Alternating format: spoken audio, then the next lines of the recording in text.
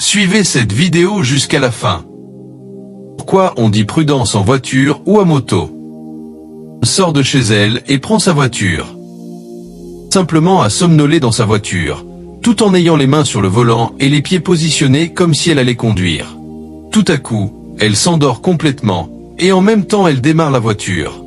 Après le démarrage, elle enlève ses pieds qui étaient bien positionnés, et la voiture continue tout droit. Elle dort paisiblement, sans se rendre compte de quoi que ce soit. Et finit par foncer tout droit sur un portail bien fermé. Le risque était donc qu'elle cogne violemment, avec de graves dégâts à la clé. Mais ce qui est vraiment étonnant, c'est que la nature veille parfois sur nous. Deux jeunes hommes suivaient la scène de près. L'un vendait de l'eau, un vendeur ambulant, et l'autre sortait d'une maison. Les deux observaient.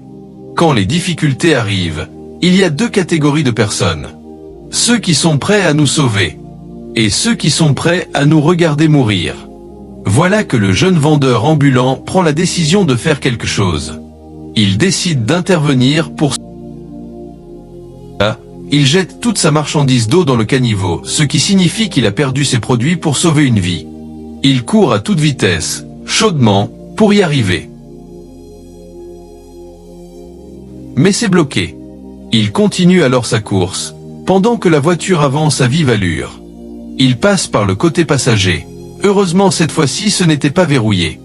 Il ne ménage aucun effort pour entrer, et il réussit enfin à arrêter le moteur. La voiture s'arrête automatiquement. La femme se réveille, ne comprenant rien à la situation, et commence par gifler le jeune homme qui venait de lui sauver la vie. Le garçon, étonné, se demande s'il a mal agi. La femme lui dit tout ce qui lui passe par l'esprit. Elle le traite de voleur de voiture, de violeur, et le fait sortir de la voiture tout en le grondant violemment. Aussitôt, elle sort son téléphone et appelle son mari. Elle lui dit de venir vite, car un voleur l'aurait arrêté sur la voie. Le mari, naïf, arrive en courant. Sans poser la moindre question, il commence lui aussi à menacer et gronder le jeune homme. Ce dernier essaie de s'expliquer, mais on ne lui donne pas la parole. L'homme le menace encore plus fort et décide ensuite d'appeler la police. Le jeune homme, impuissant, garde son calme. Pourtant, nous devons tous apprendre à reconnaître nos erreurs. Cette femme n'a jamais voulu reconnaître sa faute. Elle refusait totalement d'admettre qu'elle dormait au volant. Rappelons-le, le bienfait n'est jamais perdu, et la vérité finit toujours par triompher. Prêt à l'emmener, le second homme, celui qui avait tout vu depuis le début, se demande s'il doit intervenir. Subitement, il prend la décision d'agir rapidement, pour ne pas laisser l'autre sauveur se faire embarquer par la police. Il arrive aussitôt sur les lieux et demande à la police de laisser le jeune homme, car il n'avait rien fait de mal. Il explique toute la scène. Ce jeune homme vendait de l'eau. La femme ici présente avait mis sa voiture en marche alors qu'elle dormait au volant. La voiture avançait seule, et dans quelques secondes, elle allait s'écraser. C'est ce jeune homme qui a jeté sa marchandise, couru malgré la vitesse de la voiture, et réussi à arrêter le moteur, sauvant ainsi la vie de cette femme et la voiture. La femme est couverte de honte. Le mari change alors de ton et demande à sa femme: « Est-ce que tu dormais vraiment ?»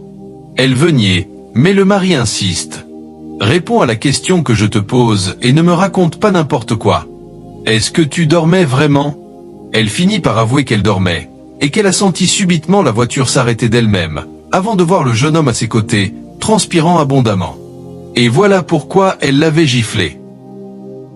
Nouveau, et décide de présenter des excuses sincères au jeune homme, car ce qu'il avait fait était un geste très honorable, qui mérite une grande reconnaissance.